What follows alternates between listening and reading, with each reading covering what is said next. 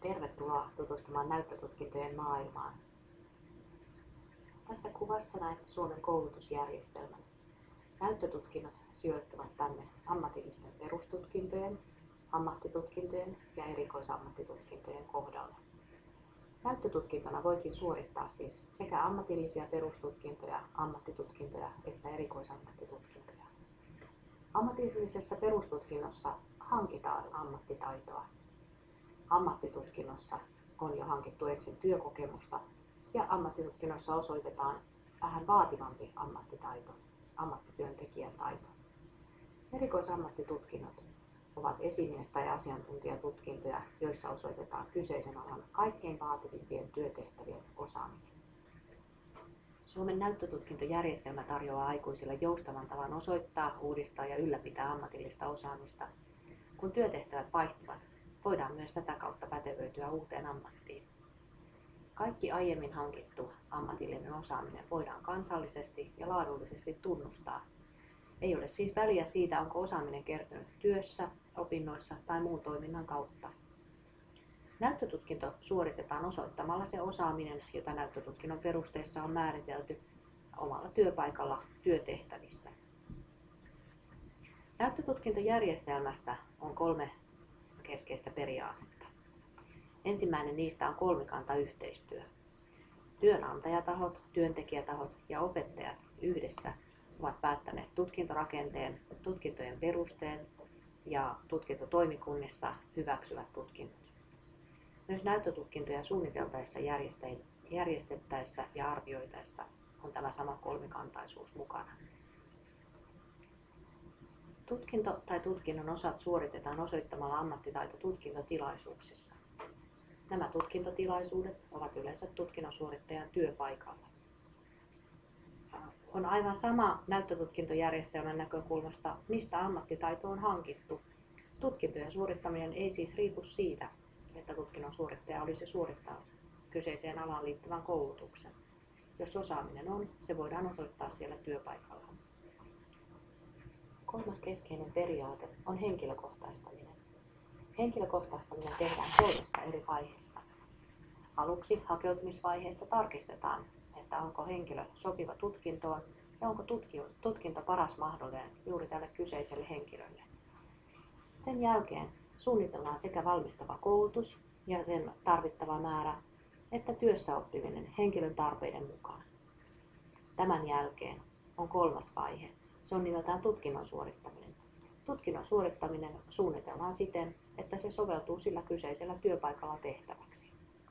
Ja siitä saa myöskin työpaikka hyötyä. Käydäänpä vielä läpi muutama ylimääräinen termi tässä näyttötutkintojärjestelmään liittyen. Tutkintotoimikunnat ovat toimielimiä, jotka vastaavat näyttötutkintojen järjestämisestä ja valvonnasta. Ne myös allekirjoittavat tutkintotodistukset ja tutkintotoimikunnat ovat kolmikantaisia. Siellä ovat siis työnantajien, työntekijöiden ja oppilaitosten edustajat. Tutkintotoimikunnat asettaa opetushallitus. Tämän jälkeen, kun tutkintotoimikunta on asetettu, siltä haetaan järjestämisoikeutta ja tehdään järjestämissopimus. Ja tämän järjestämissopimuksen tekee koulutuksen järjestäjä. Tässä tapauksessa Salon seudun aikuisopisto on sinun tutkinnon suorittajasi koulutuksen järjestäjä. Ja näyttötutkintoja ei saakaan järjestää ilman voimassa olevaa tutkintotoimikunnan kanssa solmittua järjestämissopimusta. Salon seudun aikuisopiston sopimus johtamisen erikoisammattitutkinnossa on voimassa toistaiseksi. Tutkintotoimikunnan lisäksi törmäät myös seuraaviin näyttötutkinnon termeihin. Tutkintotilaisuus. Se on sellainen työtilaisuus, jossa tutkinnon suorittaja osoittaa sitä omaa osaamistaan ja arvioija arvioi tämän osaamisen. Ennen puhuttiin niin sanotusti toiminnallisista näytöistä. Tutkintosuoritus on myös ammattitaidon näyttämistä. Se voi olla osa tutkintotilaisuutta, se voi olla itsenäinen tutkintotilaisuuden kokonaisuus tai vaikkapa kirjallinen materiaali, jonka arvioija arvioi. Ennen puhuttiinkin tutkintosuorituksen sijaan vaikka kirjallisesta näytöstä. Arviointiaineisto on sellaista aineistoa, joka syntyy, kun tutkinnon suorittaja sitä osaamistaan osoittaa. Arviointiaineisto voi olla vaikkapa muistioita, se voi olla johtamisen erikoisammattitutkinnossa toimintasuunnitelma, kehittämissuunnitelma tai vaikkapa henkilöstön koulutussuunnitelma. Arviointiaineisto kerätään tällaiseen joko sähköiseen kansioon tai paperimappiin ja se käydään läpi tuolla myöhemmin kolmikannassa.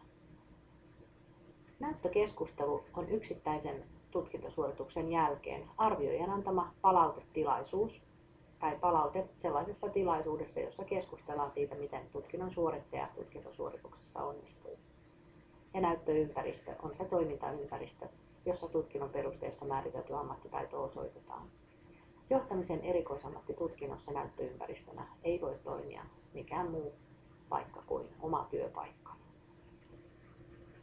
Arviointikokous on kokous, jossa työnantajan, työntekijän ja oppilaitoksen arvioijat yhdessä tekevät tutkinnon osan arviointiesityksen. He ehdottavat tutkintotoimikunnalle, että erikoisammattitutkinnossa tai ammattitutkinnossa tutkinnon osa on hyväksytty tai hylätty.